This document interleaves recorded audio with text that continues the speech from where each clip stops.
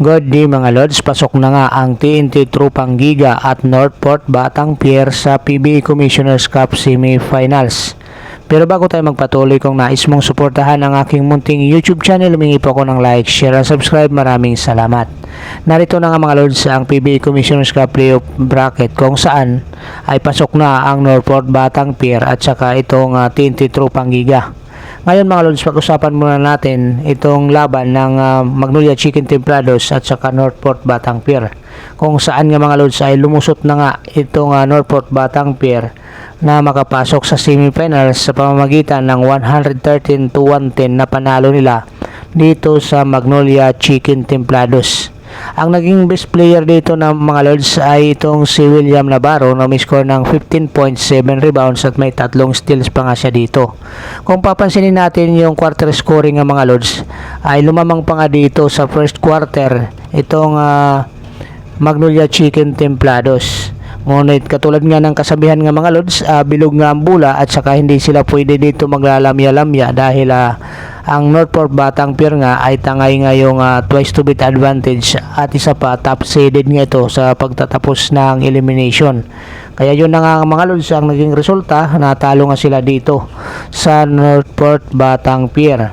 Ito nga mga Lods sa pangunguna nga ng import ng Northport Batang Pier at saka candidate para ito sa Best Import Award na si Kadim Jack, kung saan ay umiscore ito ng 30 points, 10 rebounds, 5 steals at mayroon pa siyang 3 blocks nga mga Lods. At tumulong naman dito yung locals ng Northport na sina Arvin Tolentino na kung saan umiscore ito ng 25 points, 10 galing sa 15 niyang naitira ang kanyang naipasok.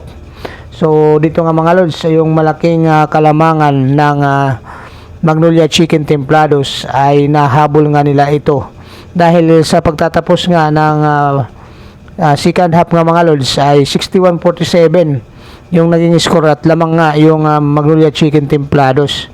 Ngunit dito nga mga Lods, sa hindi inaasahan, nagkaroon ng 36-15 yung scoring sa third quarter. Kaya dito, tuluyan nang nahabol ng Northport Batang Pier itong kalamangan ng Magnolia Chicken Templados.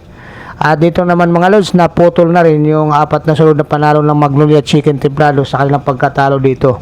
At magbabakasyon na rin sila dito mga Lods. So para dito sa Magnolia Chicken Templados, pinangunahan ni Mark Baroka ang 26 points, 10 assist at si Paul Lee ay merong 22 points, 3 out of 4 shooting galing sa kanyang 4 points nga mga Lods, ngunit kinapos nga ito.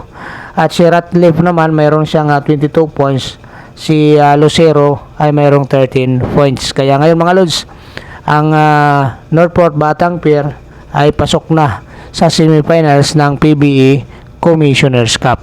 Ngayon mga Lods, puntahan naman natin ang pangalawang laban.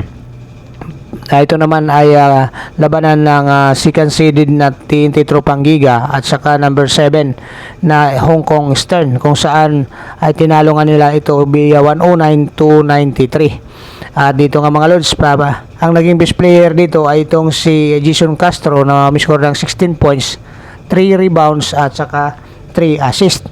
At ang malupit nga dito mga Lods, sa ginawa ni Jason Castro ay 3C sa kanyang na-score na kabuang 16 ay in-score niya nga lang sa buong third quarter. Kaya dito nga mga Lods ay malaki yung naging tulong niya para mabigyan ng panalo ang TNT Tropang Giga.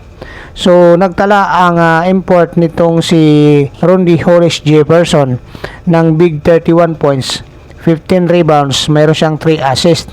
Kaya dito nga mga Lods, ang TNT Tropang Giga ay mag-a-advance na para sa semifinals ng PBA Commissioner's Cup.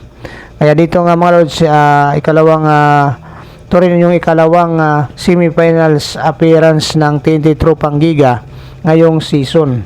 Kaya itong pagbabalik naman ni Clark para dito sa Hong Kong Eastern nga mga Lods ay hindi rin nakatulong dahil nagpalit nga ng import dito yung Hong Kong Eastern, kaya nagbalik sila dito sa kanilang import na si Cameron Clark. Ngunit dito nga mga Lods ay tuluyan na nga silang pinauwi ng TNT Tropang Giga via 109.93. Kaya dito nga mga Lods ay pasok na ang TNT Tropang Giga sa semifinals at waiting nga sila sa mananalo kontra Converge at Rain or Shine, which is maglalaban nga para bukas.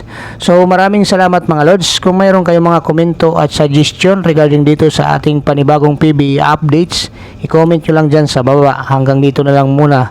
Maraming salamat.